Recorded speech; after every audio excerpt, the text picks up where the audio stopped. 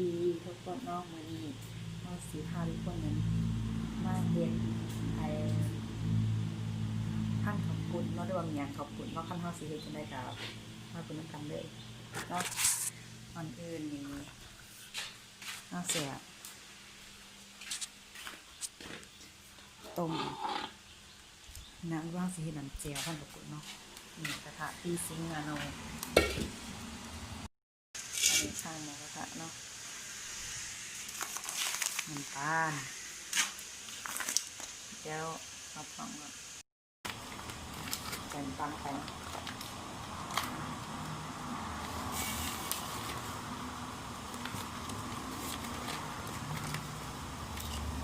ใส่ลงไปจ้ะละลายตามความต้องการของเราเลยเนาะ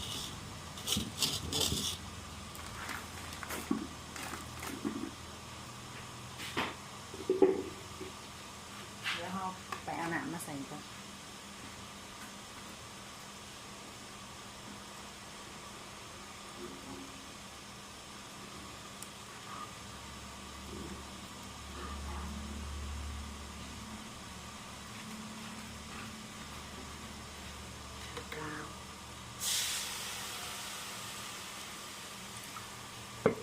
ใส่เข้าไปแบบนี้เนาะ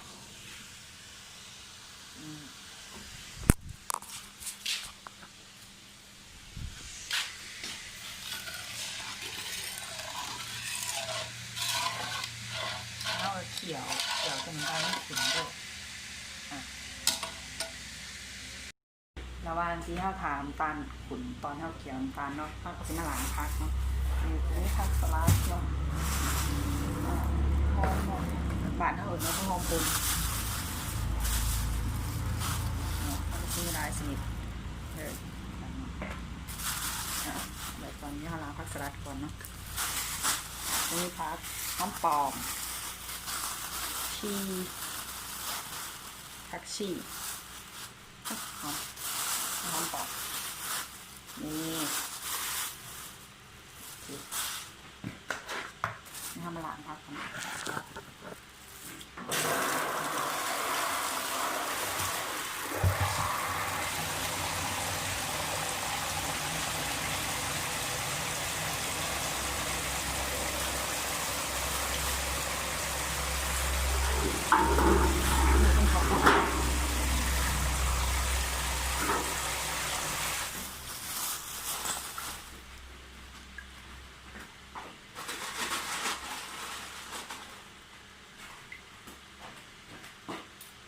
เกลือนิดนึงเนาะทำใส่ลายพักมันสีสับ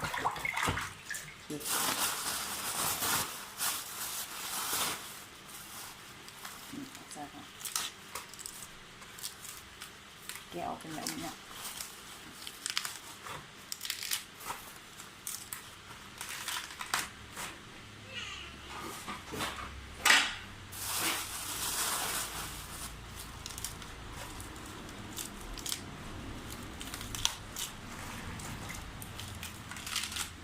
ส่วนการพักนี่เนาะไม่ให้หมูกิน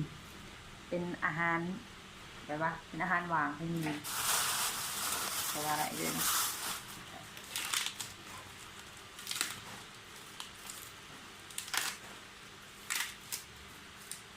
ทุกสิ่งทุกอย่างเขาทาบะถึงก็บ่ควรทิ้งเนาะก็บ่ใส่ได้ด้วย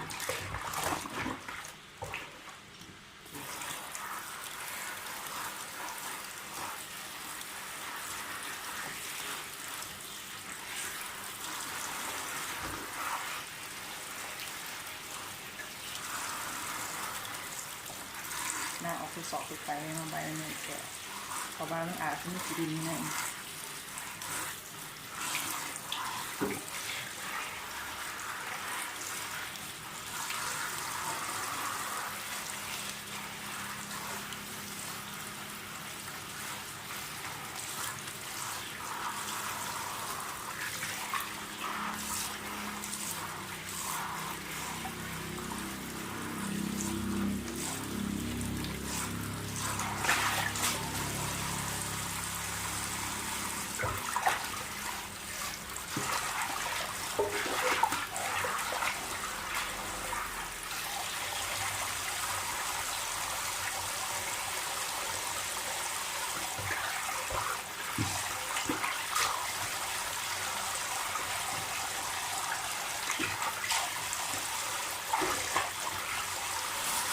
ใส่อะไรเข้าไป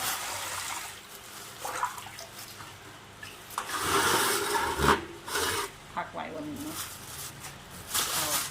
ฝนลงไปเลย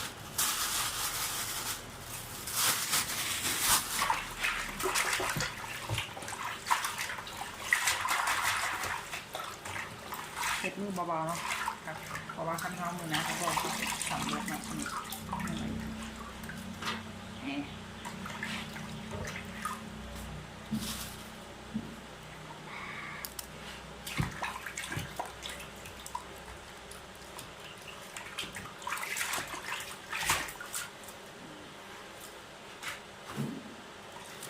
ฉีก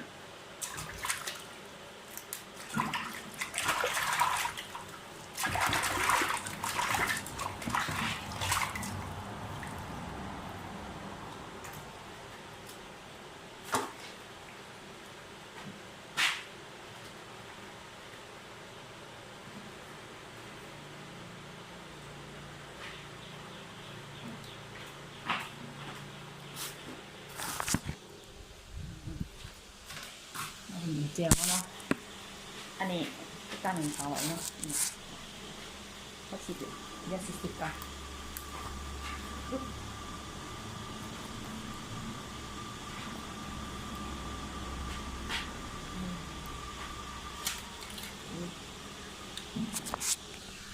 แล้วเบอร์จิ้มก่อน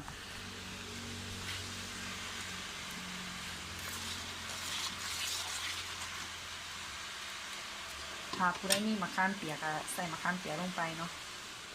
แต่เหมือนว่าห้ามผมมีมะขามเปียกทำซุปกันนะ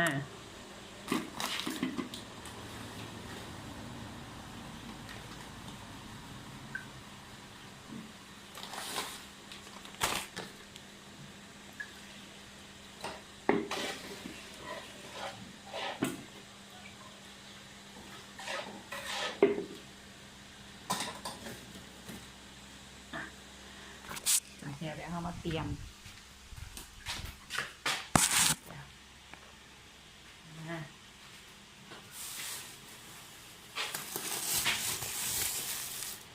เข้ามาแล้วผมมีสีเนาะสีนูเนาะเอามาพันใส่กับเนาะแดดซอง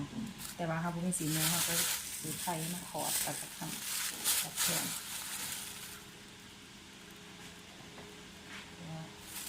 แล้วเขามาผัดมันจะมีจะมีเป็นไหนจะมีที่เขาขัวแล้วแต่ว่าเขาจะแกะเสียแบบนี้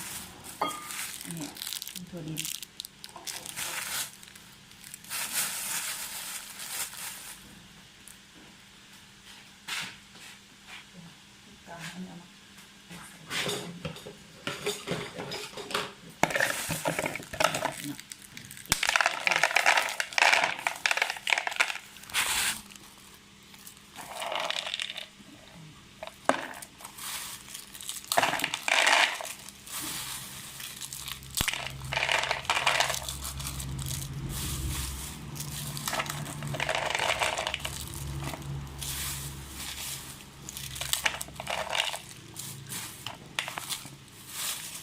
เนาะ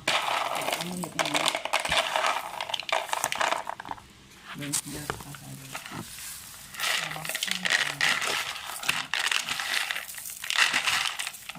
มันออกจาก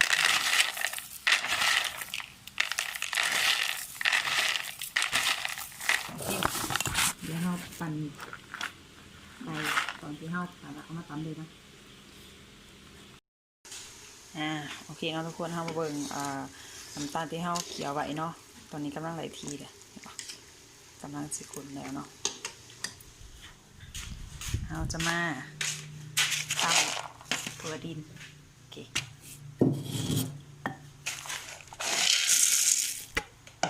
ลงไปเนาะเดี๋ยว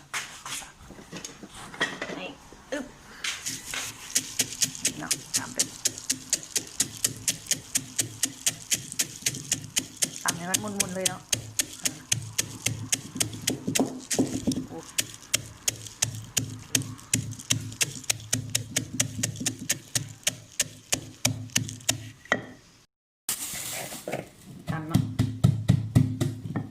กระเทียมก่อนใส่กระเทียมลงไปนะ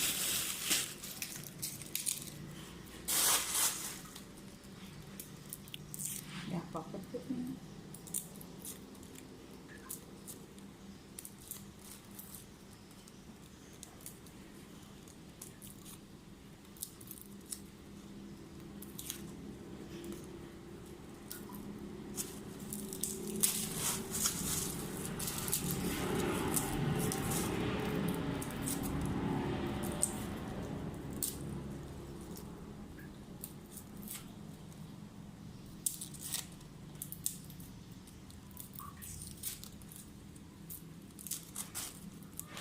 เนาะ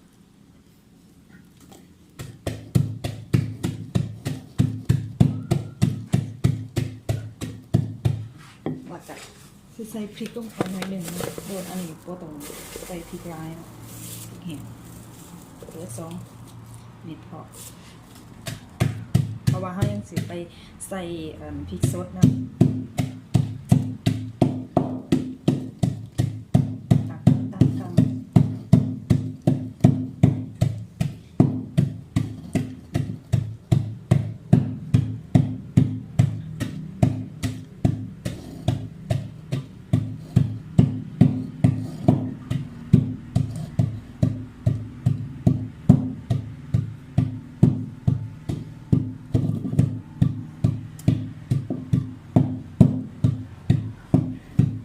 ันละเอียดเนาะ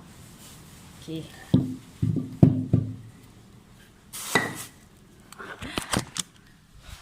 ถ้ากระเฮ็ดคลิปเนาะทุกคนถามมีแบบว่าพี่ขาดประกันได้ก็ขออภัยกันหลายๆเนาะโอ้เดิมสิบนาทีแล้วเนาะเดี๋ยวเฮา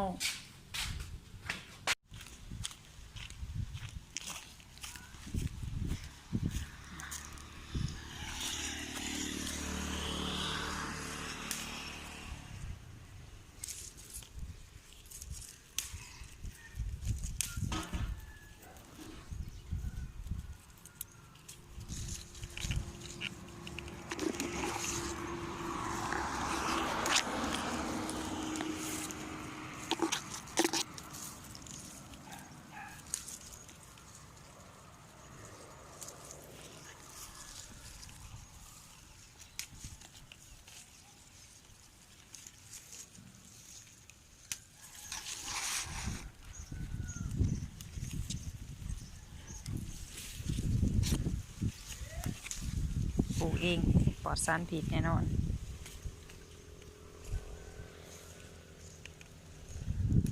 อันนี้เป็นพริกขาว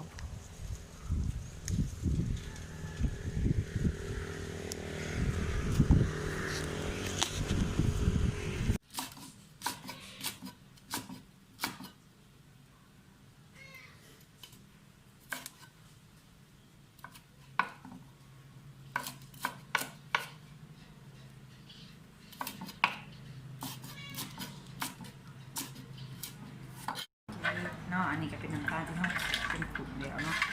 เราจะมาเอาอันนี้ตัวดี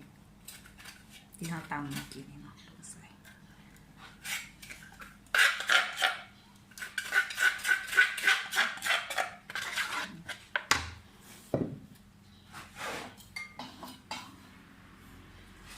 พริกที่เราไปเก็บมาเมื่อกี้เนาะ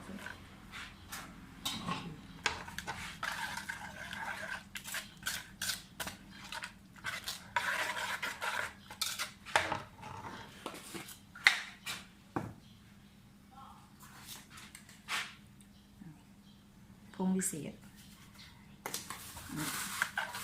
เราจะมาแสดงสกาย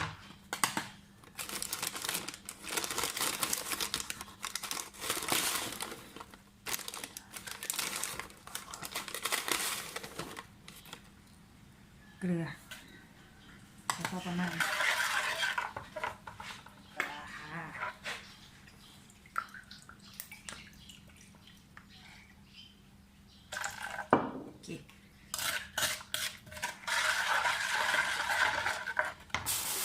อาจจะแค่แม่เดี๋ยวมันก็แป๊บนึงอันนี้ตามความชอบเลยเนาะหยิบใส่ลงไป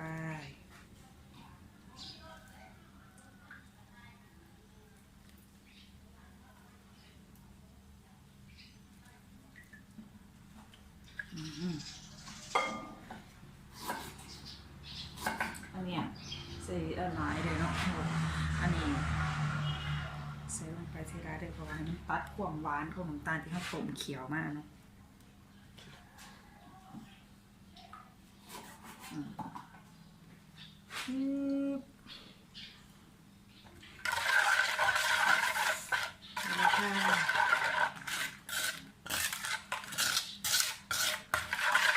โอเค งเนียมเจียวของเราก็แล้วเนาะพร้อมตักเสิร์ฟได้แล้วแล้วเรียบร้อยแล้วเนาะนี่ก็คือสิเป็นเนียงข้าวปุ้นเนาะพักโอ้ยเครื่องส่วนพี่น้องเอ้ยนี่อันนี้เป็นไข่ที่ตุ๊กตาไปถอดเนาะถอดมากินกับนี่อันนี้แซ่บยอมอยากกินให้เบิ่งเนาะนี่ปีกมันจะเป็นเนาะเนาะ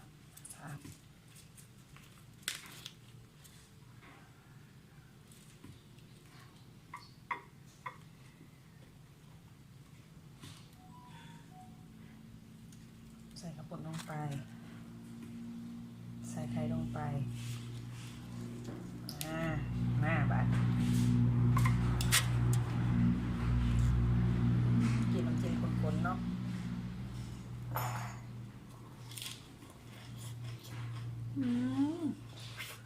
เป็นเล่โรตีไส้สูง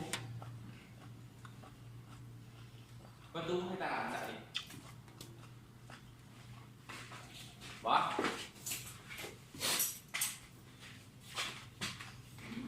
แซ่บดีแล้วเอาอีกคำหนึ่ง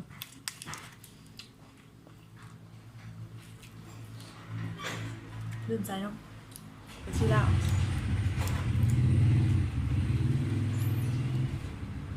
ผักหอมปอกอันนี้ผักซี่เนาะอันนี้ผักหอมปอกมันมาทางอื่นเนาะใส่ไปทั้งกุ๊กเลยอ่ะไข่ข้าวปุ้น